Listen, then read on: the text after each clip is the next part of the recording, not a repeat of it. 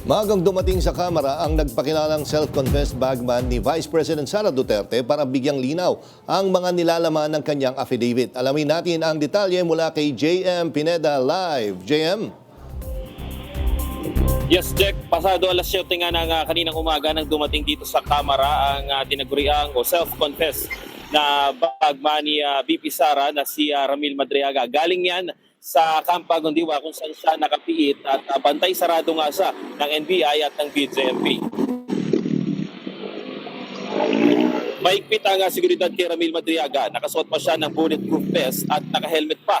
Nakaposas rin si Madriaga nang pumasok sa Kamara at tinanggal lang ng isasalang na ito sa pagdinig. Ayon sa kanyang abogado si Attorney Raymond Palad, dumaan si Madriaga sa ilang mga check-up pagpasok sa Kamara at bago sumalang sa hearing. Nagbahagi din siya ng mga litrato na ni-review na ni Madriaga kanyang affidavit na babasahin at ipepresenta sa pagdinig sa impeachment laban kay VP Sara.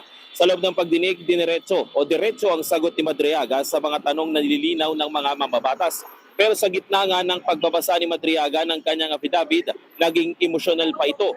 Paliwanag ni Attorney Palad na base nga sa kanyang pakikipag-usap kay Madriaga ay awa umano ang naramdaman ni Madriaga kay VP Sara dahil naging malapit din daw ang pangalawang pangulo sa kanya.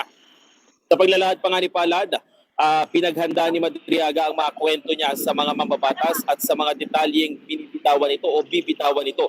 Kasama nga dyan ang relasyon niya sa mga Duterte at ang mga transaksyon ng pera. Pati na rin ang planong pagkuha ni VP Sara sa pwesto ng Pangulo sa ika-4 na taon nito. Nagbanggit rin si Madriaga sa pagdinig ng mga malalaking pangalan na hinatiran niya ng pera. Kasama rin sa plano ang sinasabing assassination kay Pangulo.